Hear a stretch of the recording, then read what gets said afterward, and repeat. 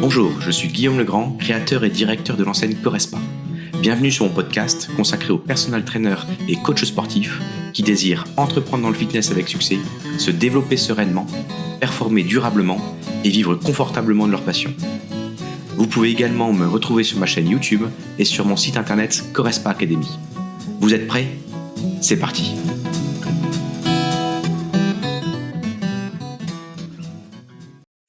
Bonjour à chacune, bonjour à chacun, salut les solopreneurs et les entrepreneurs. On va voir aujourd'hui la stratégie à l'exécution. Concrètement, on va voir le rôle de l'entrepreneur. Je vous pose une question tout de suite en introduction. Est-ce que vous connaissez la différence entre diriger et gérer?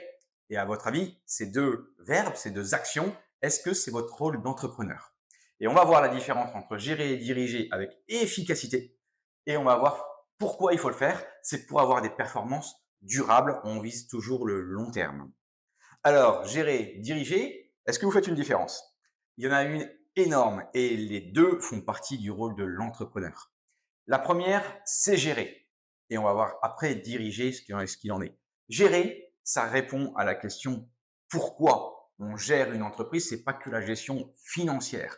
La question du pourquoi, c'est la question du why, c'est la question de la vision. On en a longtemps parlé pour ceux qui me connaissent. On va voir deux choses dans le pourquoi. On va voir la marque. La marque, quel est son rôle, qu'est-ce qu'elle fait, quelle est sa place par rapport à vous, entrepreneur, et même si vous êtes solopreneur, vous pouvez avoir une marque. Et dans la marque, je vous parle bien sûr d'un concept, construire un concept. Et le concept, il doit bien sûr être écrit. Moi, j'utilise avec un manuel opératoire, ce qu'on appelle le MANOP. La marque, l'objectif, c'est qu'elle ait aussi un modèle économique. Un modèle économique, ça veut dire qu'on va comprendre, on va savoir comment faire économiquement, financièrement, comment elle tourne, quelles sont les rentrées et les sorties et quels sont tous les contrats qui peuvent fonctionner pour qu'elle soit rentable. Et le dernier dans la marque, ça va répondre aussi bien sûr à la question du pour qui on s'adresse, la cible, et ça va répondre à la question du pour, plus loin, quoi, quelle cause on défend. Donc, vous voyez, dans le pourquoi, il y a la marque. Et dans le deuxième, il y aura tous les outils de la performance et ceux-là, souvent, on les néglige. Écoutez bien, c'est un secret magique et je vous conseille vraiment de l'avoir en tête. Le secret et l'outil de performance, c'est trois choses. Et si vous êtes bon en addition, soustraction, multiplication, c'est de la stratégie auquel on va additionner du mindset, un état d'esprit, et on va le multiplier par le temps qui passe. Donc, si vous avez mis en place des bonnes stratégies, si vous avez un état d'esprit qui roule, il n'y a plus qu'à attendre pour avoir les résultats. Je n'ai pas dit qu'ils attendent de manière magique, mais ils vont se dupliquer parce que vos stratégies vont s'additionner d'année en année, vous allez performer de plus en plus. Qu'est-ce que je mets dans la stratégie? Vous aurez dans la stratégie soit de l'acquisition, donc du recrutement de clients, soit vous aurez de la fidélisation. Et pour travailler sur la fidélisation, on va travailler également sur l'expérience client.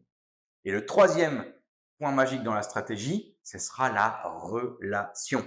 Qui dit relation va dire plan marketing avec votre client.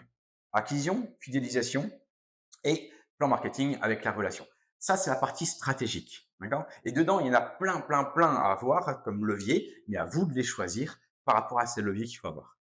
Une fois que vous avez votre stratégie, on parle mindset. Et c'est pour ça que pour ceux qui me connaissent, je parle très souvent état d'esprit de l'entrepreneur. Comment avoir cette posture de dirigeant, avec quel état d'esprit, comment travailler sur ses croyances limitantes, etc. pour pouvoir dupliquer ce que vous savez bien faire et multiplier vos résultats. Et bien entendu, le temps, c'est de l'argent, ce qu'on va souvent dire. C'est-à-dire que ce que vous avez bien fait, par exemple, la première année, ça va continuer. On appelle ça l'effet cumulé la deuxième année. Mais la deuxième année, vous allez continuer à mettre d'autres choses. Et ça, plus ça, d'année, vous êtes sur une croissance et une performance énorme. Donc, le pourquoi, si je synthétise, c'est la marque plus les outils de la performance. Il y a des personnes qui peuvent vous aider pour vous suivre à ce niveau-là. Là, quand je vous parle mindset et état d'esprit, ça, c'est quelque chose qui est très important. Pour la partie marque, je vous interpelle et je vous conseille de faire appel à une gouvernance. Gouvernance, on appelle ça aussi comité stratégique, COSTRAT, ou d'autres comités de surveillance. J'aime moins ce type de terme. Moi, j'ai appelé ça la gouvernance. Je ne vais pas faire un point complet sur la gouvernance, mais c'est des personnes qui vont être extérieurs qui ne sont pas intéressés à votre entreprise et qui vont pouvoir être le reflet de vous-même. Et donc, moi, je les vois tous les trimestres par rapport à mon plan annuel stratégique que j'ai mis en place pour voir où j'en suis. Pourquoi pas voir leur expérience. Souvent, l'entrepreneur, le solopreneur est seul. C'est souvent ce qu'on dit. C'est intéressant d'avoir un groupe d'entrepreneurs, mais c'est aussi intéressant d'avoir un co-strat, ce qui vous permet d'être très précis par rapport à votre activité. Donc, la barque va se gérer avec la gouvernance. Quand vous avez un groupe, ce qui est le cas pour Corespa, c'est à ce niveau-là que ça se travaille. Au niveau des outils de performance, c'est la grosse force de Corespa. C'est que nous, on a la chance, on l'a construit cette chance d'avoir une franchise et la franchise va justement vous donner les éléments stratégiques et en plus, ça a été prouvé et mis sur le terrain à plusieurs reprises. Donc, on va vous dire ce qu'il faut faire par rapport à là où vous en êtes sur la partie création ou si ça fait déjà 5 ans ou 10 ans que vous existez ou si vous voulez créer une deuxième structure. Et on va vous orienter vers le mindset. Et ceux qui commencent à me connaître, c'est ça qui est intéressant, c'est que vous allez apprécier ou non. Et ceux qui apprécient, vous allez rentrer dans cet état d'esprit, cet univers Corespa avec une méthode et également un état d'esprit. Donc, c'est ça la force au niveau du pourquoi. La gouvernance se fait de manière plutôt avec avec les équipes, pardon, pas la gouvernance, mais la marque va se travailler avec les équipes de niveau annuel. Donc, on a une réunion annuelle pour faire le point dessus. Et au niveau des outils de performance, pour la franchise, on a mis des commissions en place, des commissions informatiques, des commissions fournisseurs, etc., des commissions communication pour avoir des retours. Vous voyez, pour la marque, on a des retours en interne au niveau de la gouvernance et on a aussi des retours en interne avec directement nos franchisés. Et pour les études de performance, de la même manière, on a des retours en interne avec la franchise, le modèle économique, et au niveau interne avec les commissions. Vous voyez, l'idée, c'est de s'entourer à chaque fois pour performer. Ça, c'est la grande question qui répond comment diriger une entreprise. Entrepreneur ou solopreneur, votre deuxième rôle, ça va être de diriger. D'accord? Donc, on a géré et on a dirigé. Et diriger, vous allez voir que la nuance, on est plus dans l'exécution, d'où le titre. C'est-à-dire que gérer, c'est de la stratégie. Les gérants vont plus s'occuper de la stratégie et les dirigeants vont plus s'occuper de l'exécution, de la productivité en tant que telle. Souvent, vous faites les deux et pourquoi pas, entre guillemets, quand vous montez après, de prendre un DG, un dirigeant qui va prendre votre place à ce niveau, pas le dirigeant, un gestionnaire qui va, entre guillemets, prendre toutes les ennuis du quotidien à faire. Donc, la deuxième partie qui est diriger, le deuxième rôle, ça va répondre à la grande question du comment. Comment on s'y prend. D'accord? Une fois qu'on a vu le pourquoi, on vient sur le comment. Et sur le comment, on vient sur le plan annuel stratégique. J'en ai déjà parlé assez régulièrement. C'est comment on va s'y prendre dans l'année pour arriver à son objectif et de répondre à la vision qu'on s'est donnée, à la vision de la boîte. Donc ça, on va surveiller les KPI, d'accord, pour avoir les bons chiffres. On va surveiller les bons leviers, surveiller et choisir. Et on va choisir également les bons objectifs. Et c'est tout ça, c'est une question de choix. Donc, retenez que le plan annuel stratégique, c'est une question de choix. Donc, le dirigeant doit choisir. Dans votre vie, c'est une multiplication de choix qui permet d'avoir du résultat.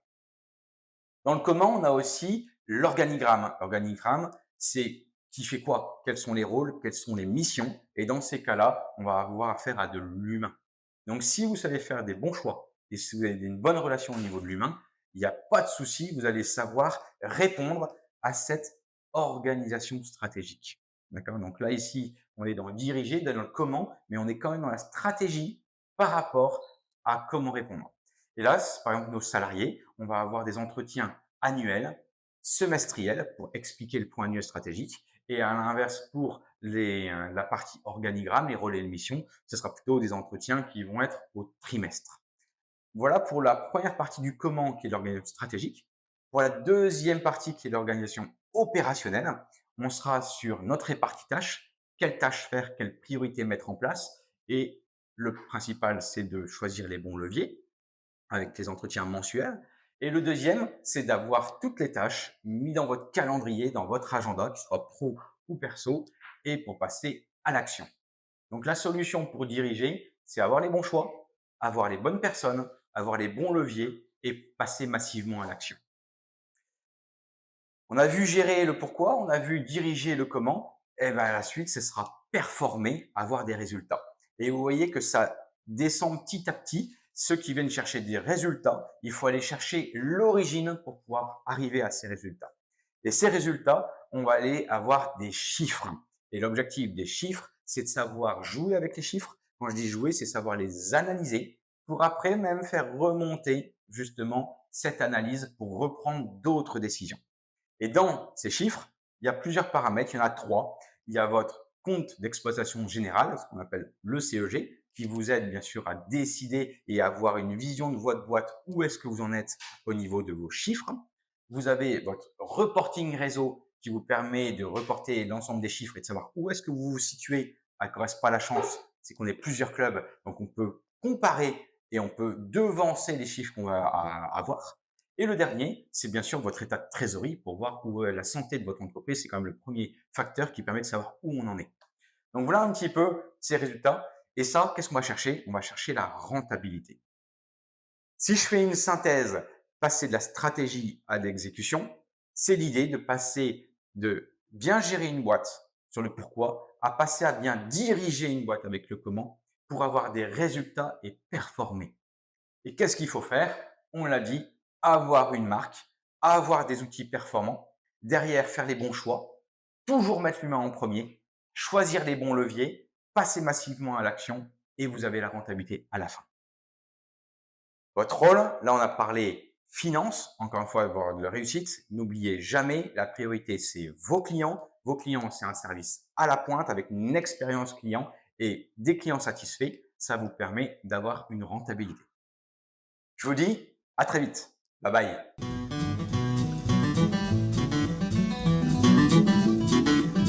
Correspa Academy propose 4 services pour vous accompagner.